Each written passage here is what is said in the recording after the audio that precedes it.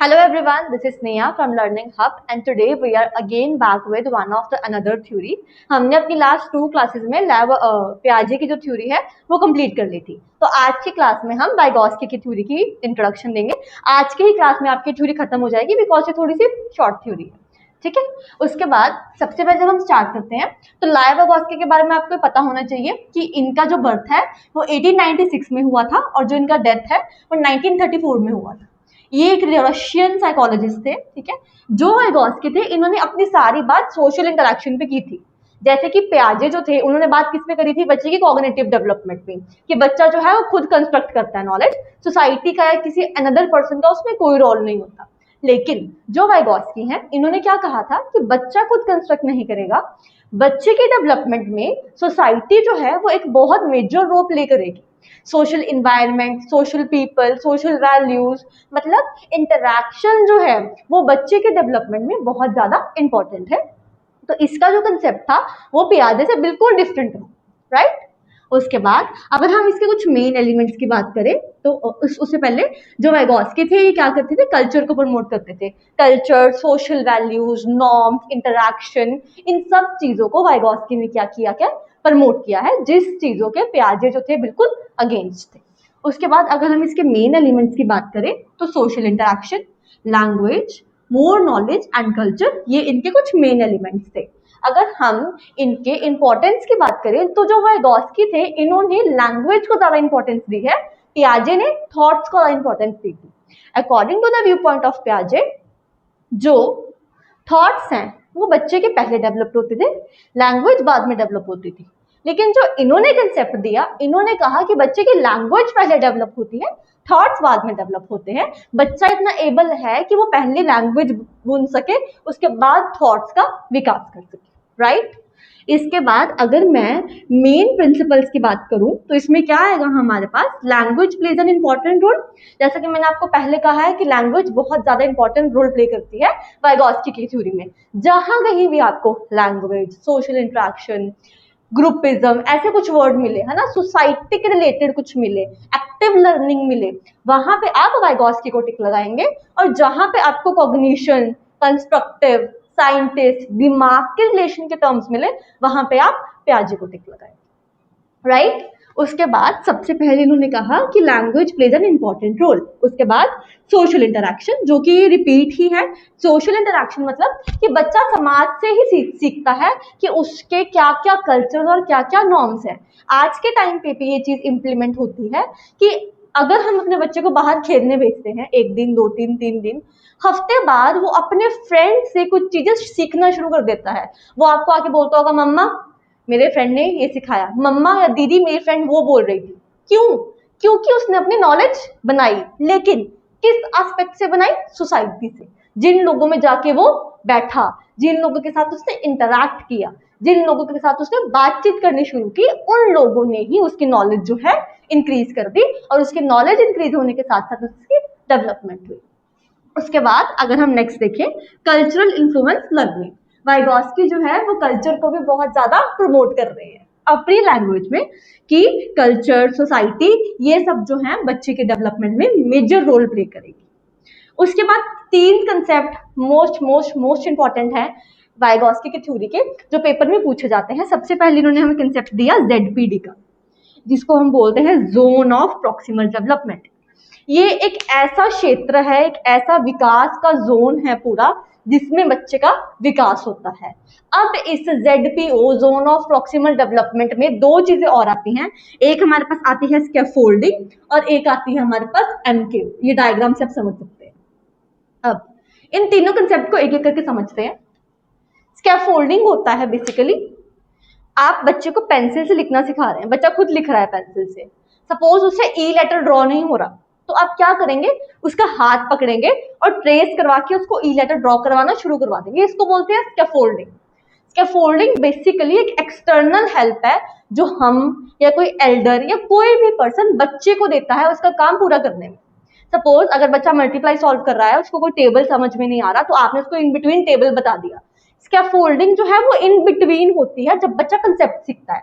Basically teacher से scaffolding करते हैं डेली अपनी क्लास में, बच्चे को कुछ ना कुछ हेल्प करते हैं कि वो अपना काम पूरा कर सके। एल्डर्स, बड़े एल्डर्स, भाई बहन जो हो गए, ट्यूटर्स हो गए, सब स्कैफोल्डिंग जो है वो करते हैं। तो in simple terms scaffolding basically the internal external help which any individual is providing to the student, right. अब जो ये नेक्स्ट कंसेप्ट है MKO, more knowledge of other, जो बंदा स्कैफोल्डिंग कर रहा है वो एमकेओ होगा। क्यों? सपोज सामने वाले बच्चे को कुछ नहीं आ रहा, मैं स्कैफोल्डिंग की मदद से उसकी हेल्प कर रही हूँ, तो मैं उससे ज्यादा नॉलेज रखती हूँ, मतलब मैं क्या हूँ, एमकेओ हूँ। मुझे उस बच्चे से ज्यादा नॉलेज है उस कंसेप्ट की, तभी मैं स्कैफोल्डिंग कर पा रही हूँ, तभी मैं उसकी हेल्प कर पा रही हूँ। तो इसको हम बोलते हैं मोर नॉलेज ऑफ अदर, मीन्स कि जो भी पर्सन स्कैफोल्डिंग कर रहा है या बच्चे की हेल्प कर रहा है वो क्या होगा, उस बच्चे से ज्यादा नॉलेज रखेगा उस कंसेप्ट की। इस सब को हम बोलते हैं जोन ऑफ प्रॉक्सिमल डेवलपमेंट। जिस भी क्षेत्र में उस बच्चे को पहले स्कैफोल्डिंग हुई, फिर मोर नॉलेज ऑफ अदर हुई, और जिस एरिया में वो डेवलप्ड हुआ उसको बोलते हैं ZPT। क्लियर? इसके बीच आपको एक और बात जो है वो याद रखनी है कि जो स्कैफोल्डिंग है ये परमानेंट नहीं होनी चाहिए। मतलब ये नहीं कि आप बच्चे को आदत डाल दो कि हम हाथ पकड़ के ही लिखवाएंगे, नहीं, ये कुछ टेम्परेरी टाइम पीरियड के लिए होनी चाहिए। उसके बाद ये टीचर जो है वो स्कैफोल्डिंग नहीं करेगा, वो बच्चे को मोटिवेट करेगा कि बच्चा अपने आप से खुद पढ़े और काम करे। क्लियर? उसके बाद दोबारा अगर मैं इस पे आऊं तो स्कैफोल्डिंग के 3 लेवल्स हैं, लेवल 1, लेवल 2, लेवल 3। लेवल 1 जिसमें बच्चा खुद इंडिपेंडेंटली काम कर रहा है, उसको किसी की हेल्प की जरूरत नहीं है। लेवल 2 विद गाइडेंस, किसी के गाइडेंस के साथ काम कर रहा है। लेवल 3 बेसिकली जब वो खुद करना शुरू कर दे, या फिर कई बार ऐसी सिचुएशन हो सकती है कि काम ही इतना डिफिकल्ट हो कि आपको उसकी हेल्प करनी पड़े, तो उस केस में आपको उसकी हेल्प कर सकते हैं। ये 3 लेवल आप याद रखिए। वैसे इससे आज तक कभी क्वेश्चन पूछा नहीं है लेवल से, but just for the information, कई बार आपको आ जाए, मैंने आपको लेवल्स के बारे में इंफॉर्मेशन दी। नेक्स्ट हमारे पास अगर हम बात करें रोल ऑफ टीचर, टीचर का रोल क्या होगा अब वाइगोस्की के अकॉर्डिंग।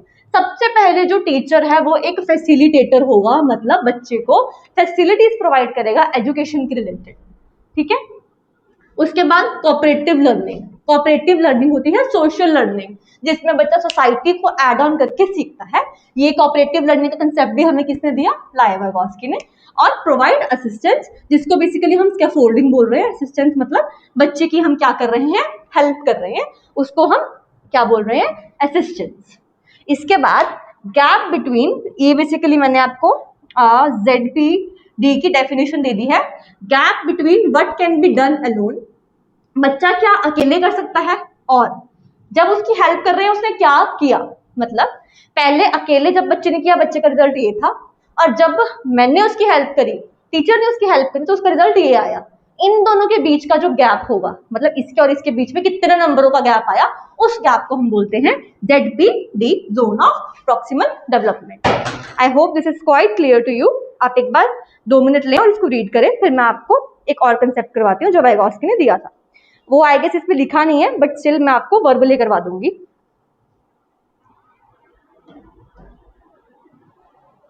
हाँ जी, तो अगर हम बात करें, वाइगोस्की ने 3 टाइप की स्पीच लिखी थी, बताई थी 3 टाइप्स की स्पीचेस, जो आप अपनी नोटबुक पे लिख सकते हैं।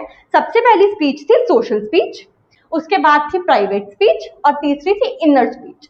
ये तीनों लाइन वाइज डेवलप्ड होती है। सबसे पहले बच्चा सोशल स्पीच करता है, सोसाइटी में बातचीत करता है।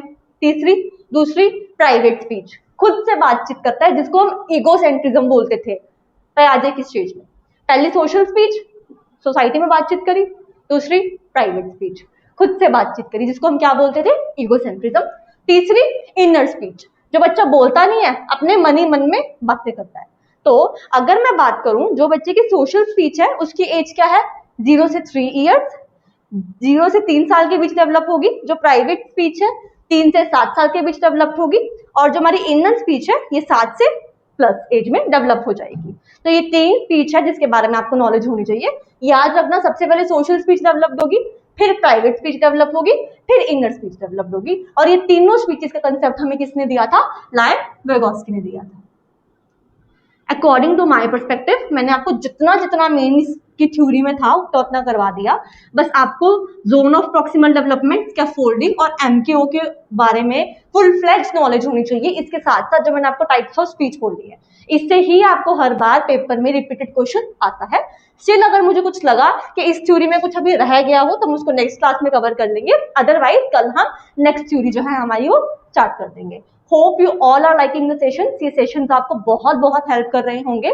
हमारी अब तक 2 थ्योरी जो है वो वाइंड अप हो चुकी हैं, तीसरी थ्योरी हम कल वाइंड अप कर देंगे। इसी स्पीड से चलते रहे तो बहुत जल्दी हमारा सीडीपी का जो सिलेबस है वो वाइंड अप हो जाएगा। Alright, so see you tomorrow in the class. Thank you so much.